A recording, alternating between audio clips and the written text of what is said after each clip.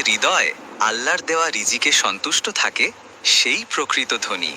আর যে লোভে অন্ধ হয় সে নিজের হাতেই নিজের ধ্বংস ডেকে আনে। যে সন্তুষ্টি হারায় সে রাজা হয়েও গরিব, আর যে সন্তুষ্টি পায় সে গরিব হয়েও রাজা। এক উত্তাল সমুদ্রের তীরে এক ছোট্ট সাধারণ কুটিরে বাস করত জাসের নামের এক জেলে। এই ধ্বংসপ্রায় পৃথিবীর বুকে তার নিজের বলতে ছিল শুধু একটি ছোট নৌকা, যার নাম সে দিয়েছিল আশার তরী। আর ছিল তার জাল, যা সে শত শতবার মেরামত করেছে, এবং একটি কুঁড়ে ঘর, যা তাকে শীতের প্রচণ্ড ঠান্ডা থেকে সবে রক্ষা করত। কিন্তু জাসেরের কাছে এমন এক সম্পদ ছিল যা টাকা দিয়ে কেনা যায় না। তার ছিল এক তৃপ্ত হৃদয়, এক সন্তুষ্ট আত্মা, এবং তার স্ত্রী নূরার ভালোবাসা, যে তাকে সবচেয়ে ধনী পুরুষ বলে মনে করত। আর ছিল তাদের ছোট শিশু বদরের হাসি, যা তার কাছে সমুদ্রের সমস্ত মুক্তোর চেয়েও মূল্যবান ছিল। তার জীবন ছিল খুব সাধারণ, একটি নির্দিষ্ট ছন্দে বাঁধা। ভোরের আলো ফুটতেই সে সমুদ্রে যেত, তার ঢেউয়ের সাথে কথা বলতো, এবং সন্ধ্যায় ফিরে আসতো আল্লাহর দেওয়া রিজিক নিয়ে। তারপর পরিবারের সাথে কৃতজ্ঞ চিত্তে তা আহার করত। সমুদ্র ছিল তার বন্ধু। সে তার রহস্য ও পরিবর্তনগুলো জানতো কখন সমুদ্র উদার হয় আর কখন ক্রুদ্ধ হয়। শীতের এক ভয়ঙ্কর রাতে সমুদ্র এমনভাবে গর্জে উঠল যা আগে কখনো দেখা যায়নি। ঢেউগুলো পাহাড়ের মতো উঁচু হয়ে উঠল, বাতাস কুঁড়েঘরের ভিত্তি নাড়িয়ে দিল, এবং মুষলধারে বৃষ্টি পড়তে লাগলো। জাসের সেই রাতে ঘুমাতে পারল না, কারণ তার মন পড়েছিল সেই সমুদ্রের কাছে, যাকে সে ভালোবাসতো এবং ভয়ও পেত। যখন ভোরের প্রথম আলো অন্ধকারের চাদর ছিঁড়ে বের হতে শুরু করলো, জাসের তার মোটা কাপড় পরে নিল। তার স্ত্রী তাকে আটকানোর চেষ্টা করলে সে বলল, আমাকে নৌকাটা দেখতেই হবে। সমুদ্র তার ক্রোধের পরে মাঝে মাঝে তীরে অদ্ভুত জিনিস ফেলে যায়। জাসের বাতাসের সাথে লড়াই করতে করতে সৈকতের দিকে এগিয়ে গেল। বাতাস যেন তাকে উড়িয়ে নিয়ে যাচ্ছিল। সে দেখল তার ছোট নৌকাটি অলৌকিকভাবে বেঁচে গেছে, কিন্তু সে অন্য কিছুও দেখল, এক অদ্ভুত জিনিস যা উত্তাল ঢেউয়ের মধ্যে ভাসছিল আর ডুবছিল। এটি ছিল এক পুরুষের শরীর, যে একটি ভাঙা কাঠের টুকরো ধরে মৃত্যুর সাথে শেষ মুহূর্ত পর্যন্ত লড়ছিল। বিন্দুমাত্র দ্বিধা না করে জাসের তার নৌকাটি পানিতে ঠেলে দিল, এবং নিজের জীবনের ঝুঁকি নিয়ে সেই সমুদ্রে ঝাঁপিয়ে পড়ল, যা তখনও ক্রোধে ফুঁসছিল। সে তার সমস্ত শক্তি দিয়ে সেই অদ্ভুত লোকটির দিকে নৌকা বেয়ে চলল। অনেক চেষ্টার পর সে লোকটিকে নৌকায় তুলতে সক্ষম হলো। লোকটি অজ্ঞান ছিল, ঠান্ডায় কাঁপছিল, এবং তার মুখে ও শরীরে আঘাতের চিহ্ন ছিল, যা এক সহিংস ও মর্মান্তিক ঘটনার কথা বলছিল। জাসের তাকে তার কুটিরে নিয়ে গেল। সেখানে তার স্ত্রী নূরা তাকে কম্বল দিয়ে ঢেকে দিল, উষ্ণতা দিল, এবং তার ক্ষত পরিষ্কার করে দিল, আর জাসের আগুন জ্বালাল। কয়েক ঘন্টা পর লোকটি চোখ খুলল। তার দৃষ্টি ছিল অদ্ভুত, কৃতজ্ঞতা, ভয় এবং পাগলামির এক মিশ্রণ। সে বেশি কথা বলল না, কিন্তু তারা যা খেতে দিয়েছিল তা সে প্রবল ক্ষুধায় খেয়ে নিল। সন্ধ্যায় যখন সে চলে যাওয়ার জন্য প্রস্তুত হচ্ছিল, তখন সে জাসেরের হাত ধরে কর্কশ স্বরে বলল, তুমি আমার জীবন বাঁচিয়েছ, আর তোমার এই উপকারের প্রতিদান দেওয়ার মতো আমার কাছে কিচ্ছু নেই, শুধু এটা ছাড়া। এটাই আমার বেঁচে থাকার কারণ, এবং আমার সাথে থাকা বাকি সবার ধ্বংসের কারণ। লোকটি তার ছেঁড়া পোশাকের নিচ থেকে একটি অদ্ভুত বস্তু বের করল। এটি কাগজ বা কাপড়ের ছিল না, বরং প্রক্রিয়াজাত হাঙরের চামড়ার তৈরি, যা দেখতে খুব পুরনো। লোকটি বলল, এটি একটি মানচিত্র, নীরব জলপরীর গুপ্তধনের মানচিত্র। এমন এক ধন যা তুমি কল্পনাও করতে পারবে না। অভিশপ্ত কুয়াশার দ্বীপে সোনা, ইয়াকুত ও মুক্তার পাহাড়। সোনার কথা শুনে জাসেরের চোখ চকচক করে উঠল, কিন্তু লোকটি তার হাত এত জোরে চেপে ধরল যে তার হাড় প্রায় ভেঙে যাওয়ার উপক্রম হলো।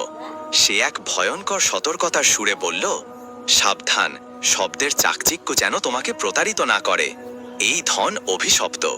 এর অভিশাপ কোনো দানবের মধ্যে নেই যে তাকে পাহারা দেয়, বরং তার নিজের মধ্যেই আছে। তুমি যতই এর কাছে যাবে, ততই এর অভিশাপ তোমার হৃদয়ে প্রবেশ করবে।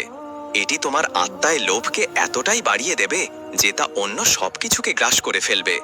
এটি তোমাকে সর্বত্র শত্রু দেখতে বাধ্য করবে, এবং তোমার বন্ধুকে শত্রুতে, আর তোমার ভালোবাসাকে সন্দেহে পরিণত করবে। আমি ভাইদেরকে দ্বীপের তীরে মৃত্যু পর্যন্ত লড়াই করতে দেখেছি, আর আজীবনের বন্ধুদের একে অপরকে একটি মাত্র ইয়াকুতের জন্য ধোঁকা দিতে দেখেছি। আমি আমার জীবন নিয়ে বেঁচে ফিরেছি, কিন্তু আমার আত্মাকে সেখানেই ফেলে এসেছি। এই মানচিত্রটি পুড়িয়ে ফেলো, অথবা সমুদ্রের সবচেয়ে গভীর স্থানে ফেলে দাও। এটাই হবে তোমার পক্ষ থেকে আমার ও তোমার নিজের জন্য শ্রেষ্ঠ প্রতিদান। জাসের তাকে আরো কিছু জিজ্ঞাসা করার আগেই অদ্ভুত লোকটি রাতের অন্ধকারে অদৃশ্য হয়ে গেল, যেন বাতাসে মিলিয়ে যাওয়া এক ভূত। জাসের মানচিত্রটি হাতে নিয়ে আগুনের কাছে রাখল, কিন্তু তার হাত এটি পোড়াতে পারল না। সে তার সাধারণ কুটিরের দিকে তাকালো, ছাদের ফুটো দিয়ে বৃষ্টির ফোঁটা পড়তে দেখল, স্ত্রীর সেলাই করা পোশাক এবং তার সন্তানের সাধারণ কাঠের খেলনা দেখল। আর তার কানে অন্য একটি কণ্ঠ ফিসফিস করতে শুরু করলো, সেই অভিশপ্ত লোভের কণ্ঠ, কেন আমি সারা জীবন গরিব থাকব? এই ধনের একটি মাত্র স্পর্শ সবকিছু বদলে দেবে।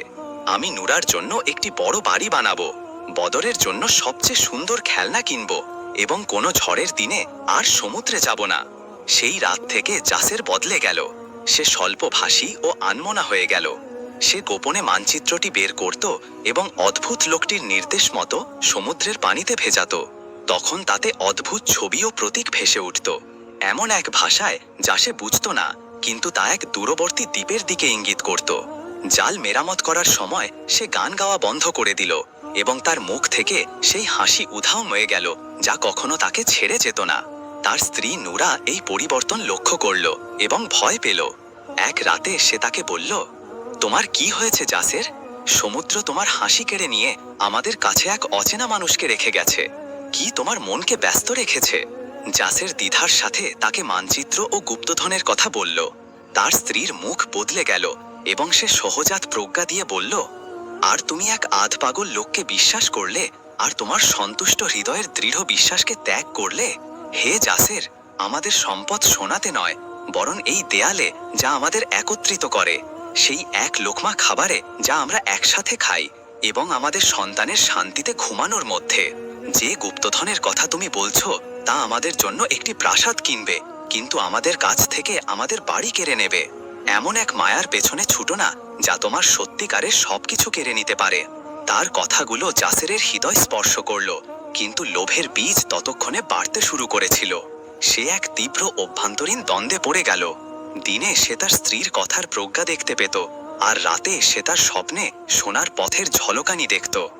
সে তাদের দারিদ্র্যকে একটি ত্রুটি হিসেবে দেখতে শুরু করল, যা সে আগে সরলতা হিসেবে দেখত। সে তার নৌকাকে একটি বাঁধন হিসেবে দেখতে শুরু করল, যা সে আগে তার রিজিকের উৎস হিসেবে দেখত। গুপ্তধনের অভিশাপ দূর থেকেই কাজ করতে শুরু করেছিল। কয়েক সপ্তাহের দ্বন্দ্বের পর সে তার সিদ্ধান্ত নিল। সে তার স্ত্রীকে বলল যে সে একটি দীর্ঘ মাছ ধরার যাত্রায় যাচ্ছে, যা কয়েক সপ্তাহ স্থায়ী হতে পারে, নতুন মাছের সন্ধানে। সে তার ঘুমন্ত শিশুকে দীর্ঘ চুম্বন করল এবং মাঝরাতে রওনা দিল। তার মন শান্ত ছিল না, এবং সে প্রথমবারের মতো বিশ্বাসঘাতকতার যন্ত্রণা অনুভব করল। তার স্ত্রীর বিশ্বাসের সাথে বিশ্বাসঘাতকতা, এবং তার সরল জীবন যা সে ত্যাগ করেছিল তার সাথে বিশ্বাসঘাতকতা। জাসের একাই যাত্রা করল, মানচিত্রের রহস্যময় সংকেত অনুসরণ করে। সে যতই তার তীর থেকে দূরে সরে যাচ্ছিল, ততই সে নিজের মধ্যে গভীর পরিবর্তন অনুভব করছিল। যে সমুদ্র তার বন্ধু ছিল তা তার কাছে শত্রু মনে হতে লাগলো। যে তার কাছ থেকে তার গন্তব্য লুকাচ্ছে, যে আকাশ দেখে সে আবহাওয়া পড়ত, তা তার কাছে ব্যঙ্গাত্মক মনে হতে লাগলো। সে আরো সতর্ক এবং আরো সন্দিহান হয়ে উঠল। যখন সে একটি পাখিকে তার মাথার উপর দিয়ে উড়তে দেখত, তখন সে কল্পনা করত যে পাখিটি তাকে ভুল পথে নিয়ে যাচ্ছে। আর যখন সে দূরে একটি নৌকা দেখত, তখন সে ভাবত যে সে একজন গুপ্তচর যে তার ধন চুরি করার জন্য তাকে অনুসরণ করছে। সে শুধু সমুদ্রের মাঝেই নয়, তার আত্মার ভেতরেও সম্পূর্ণ একা হয়ে গেল। দীর্ঘ ও কষ্টকর যাত্রার পর দিগন্তে একটি দ্বীপের রূপরেখা দেখা যেতে শুরু করলো, যা ঘন কুয়াশায় ঢাকা ছিল। এমন কুয়াশা যা সে আগে কখনো দেখেনি। এটি ছিল নীরব, শ্বাসরোধী, যেন এটি পৃথিবীর সমস্ত শব্দ গিলে ফেলেছে। জাসেরের শরীরে কাঁপনি বয়ে গেল, কিন্তু লোভ ছিল ভয়ের চেয়েও শক্তিশালী। সে তার নৌকা নিয়ে কুয়াশার মধ্যে প্রবেশ করল, এবং হঠাৎ এক অদ্ভুত নীরবতা নেমে এলো। ঢেউয়ের শব্দ নেই, পাখির শব্দ নেই, বাতাসের শব্দ নেই। এক ভয়ঙ্কর নীরবতা, যেন দ্বীপটি জীবনের সমস্ত শব্দ গিলে ফেলেছে। সে তার নৌকা একটি কালো বালির সৈকতে নোঙর করল এবং মানচিত্র অনুসরণ করে ভেতরের দিকে এগিয়ে গেল। গাছগুলো ছিল বিকৃত, গাছপালা অদ্ভুত এবং বাতাসে লবণ ও পচা গন্ধের ভারী আবেশ ছিল। অবশেষে সে একটি গুহায় পৌঁছল, যার দিকে মানচিত্রটি ইঙ্গিত করেছিল।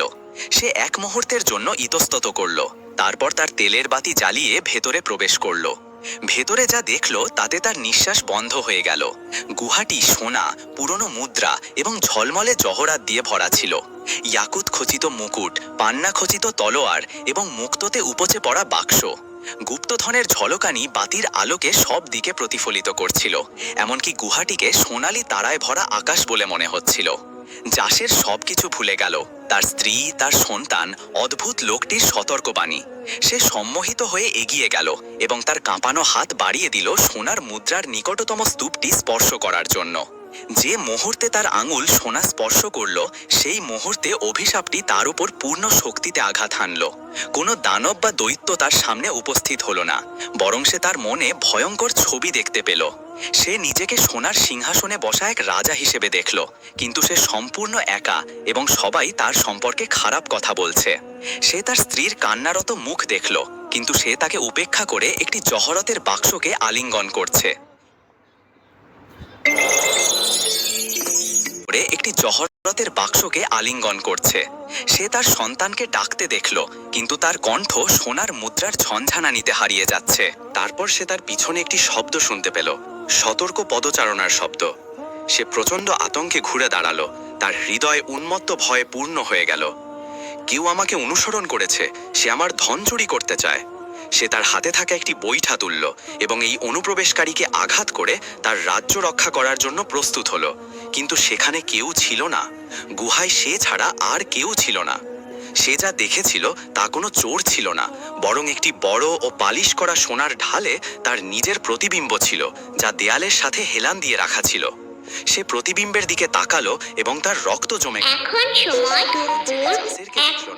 বরং এক অচেনা লোকের মুখ দেখল, যার চোট ছিল বিস্ফোরিত, লোভের আগুনে জ্বলন্ত, ঠোঁট ছিল পশুসুলভ ভঙ্গিতে বাঁকানো এবং চুল ছিল এলোমেলো। তার মুখ ছিল সেই অদ্ভুত লোকটির মুখের হুবহু প্রতিচ্ছবি, যাকে সে ডুবন্ত অবস্থা থেকে বাঁচিয়েছিল। সে ভয়ে চিৎকার করে উঠল এবং হাঁটু গেড়ে বসে পড়ল। সে অভিশাপের সত্যতা দেখতে পেল। অভিশাপটি ছিল এই মুখ, এই রূপান্তর, এক সন্তুষ্ট মানুষ থেকে এক লোভী পশুতে পরিণত হওয়া। সেই মুহূর্তে সে তার স্ত্রীর স্নেহময় মুখ এবং তার প্রজ্ঞাময় কথাগুলো স্মরণ করল। সে তার ছোট সন্তানের হাতের উষ্ণ স্পর্শ স্মরণ করল, যা তার আঙুল ধরে রাখত। সে সেই সাধারণ রুটির স্বাদ স্মরণ করল, যা সে তাদের সাথে ভাগ করে খেত, যা এই সমস্ত অভিশপ্ত সোনার চেয়ে 1000 গুণ বেশি সুস্বাদু ছিল। সে বুঝতে পারল যে তার দারিদ্র্য কোনো বঞ্চনা ছিল না, বরং তার জন্য একটি সুরক্ষা ছিল। তার জীবনের সরলতাই তাকে সত্যিকারের সম্পদ দিয়েছিল, যার মূল্য সে প্রায় হারিয়ে ফেলার আগে বুঝতে পারেনি। এক জাগরণ ও উপলব্ধির মুহূর্তে জাসের উঠে দাঁড়ালো এবং সেই গুপ্তধনের দিকে পিঠ ফেরালো, যা জলজল করছিল এবং তাকে প্রলুব্ধ করছিল। সে গুহা থেকে দৌড়ে বেরিয়ে গেল, একটিও মুদ্রা না নিয়ে। সে দৌড়াচ্ছিল এবং তার সামনে শুধু তার পরিবারের ছবিই দেখতে পাচ্ছিল। সে তার নৌকায় লাফিয়ে উঠল এবং তার সমস্ত শক্তি দিয়ে কুয়াশা ও নীরবতার দ্বীপ থেকে দূরে সরে যাওয়ার জন্য বৈঠা বাইতে লাগলো। যখনই সে কুয়াশার বেষ্টনী থেকে বেরিয়ে খোলা সমুদ্রে ফিরে এলো, সে অনুভব করল যেন তার বুক থেকে একটি ভারী বোঝা নেমে গেছে। ঢেউ ও পাখির শব্দ আবার তাকে আদর করতে লাগলো। সে তার হাতের দিকে তাকালো এবং দেখল যে তা আবার এক সাধারণ জেলের হাত, কোনো গুপ্তধন পাহারা দেওয়া পশুর হাত নয়। সে দীর্ঘ সময় ধরে কাঁদল, অনুশোচনা, আনন্দ এবং স্বস্তির কান্না। দীর্ঘ যাত্রার পর সে তার তীরে ফিরে এলো এবং দেখল তার স্ত্রী তার জন্য অপেক্ষা করছে, যেন তার হৃদয় তাকে বলছিল যে সে ফিরে আসবে। সে তার আলিঙ্গনে ঝাঁপিয়ে পড়ল এবং কাঁদতে কাঁদতে তাকে সবকিছু খুলে বলল। সে তাকে তিরস্কার করল না, বরং তাকে জড়িয়ে ধরে বলল, আল্লাহর শুকরিয়া, যিনি আমাদের জাসেরকে ফিরিয়ে দিয়েছেন। পরের দিন জাসের সেই অভিশপ্ত মানচিত্রটি নিল এবং সৈকতে পাওয়া সবচেয়ে ভারী পাথরের সাথে বেঁধে সমুদ্রের সবচেয়ে গভীর স্থানে ফেলে দিল, যা সে জানত। সে দেখল তা চিরতরে অন্ধকারে ডুবে যাচ্ছে। আর যেদিন সে তার জাল ফেলল, সে এমন এক হালকা ও শান্তি অনুভব করল, যা সে গত কয়েক মাসেও অনুভব করেনি। এবং সেই এক জালেই সে এমন একটি বড় রূপালী মাছ ধরল, যা সে তার জীবনে কখনো দেখেনি। এটি তার পরিবার এবং প্রতিবেশীদের কয়েক দিনের জন্য খাওয়ানোর জন্য যথেষ্ট ছিল। সন্ধ্যায় জাসের তার কুটিরে বসে তার স্ত্রী ও সন্তানের সাথে হালাল রিজিক থেকে খাচ্ছিল। সে তাদের দিকে, আগুনের উষ্ণতার দিকে এবং জায়গার সরলতার দিকে তাকিয়ে পুরো সত্যটা উপলব্ধি করল। সে সোনার গুপ্তধন খুঁজতে অভিশাপ থেকে বেঁচে গিয়েছিল, তার নিজের শক্তিতে নয়, বরং তার দারিদ্র্যের কারণে, যা তাকে সব সময় মনে করিয়ে দিয়েছিল যে কোন জিনিসটি সমস্ত গুপ্তধনের চেয়েও মূল্যবান। এই গল্পের মূল শিক্ষা হল, লোভ মানুষের অন্তরকে ধীরে ধীরে গ্রাস করে, তাকে প্রিয়জন থেকে দূরে ঠেলে দেয় এবং শান্তি কেড়ে নেয়। আর সন্তুষ্টি, কানাত ও কৃতজ্ঞতা হৃদয়কে নিরাপদ রাখে, সম্পর্ককে অটুট রাখে এবং আল্লাহর রহমতকে টেনে আনে। অন্যভাবে বললে, দারিদ্র্য সবসময় অভিশাপ নয়, অনেক সময় তা লোভের আগুন থেকে রক্ষা করে। আল্লাহর হালাল রিজিকে কৃতজ্ঞ চিত্তে গ্রহণ করাই প্রকৃত সম্পদ। মায়াবী ধন সম্পদের পেছনে ছুটে গেলে মানুষ নিজের শান্তি, পরিবার ও ঈমান হারাতে পারে। সত্যিকারের ধন সম্পদ সোনা রূপা নয়, বরং ভালোবাসা, সন্তুষ্টি ও আল্লাহর প্রতি আস্থা। প্রিয় দিনী ভাই ও বোনেরা, আমাদের আজকের এই গল্পটি আপনাদের কেমন লেগেছে অবশ্যই কমেন্ট করে জানাবেন। এই পর্যন্ত আল্লাহর রহমতে সবাই ভালো থাকুন, সুস্থ থাকুন, 5 ওয়াক্ত নামাজ আদায় করুন। দেখা হচ্ছে পরের কোনো ভিডিওতে। এই পর্যন্ত ভালো থাকুন। আল্লাহ হাফেজ।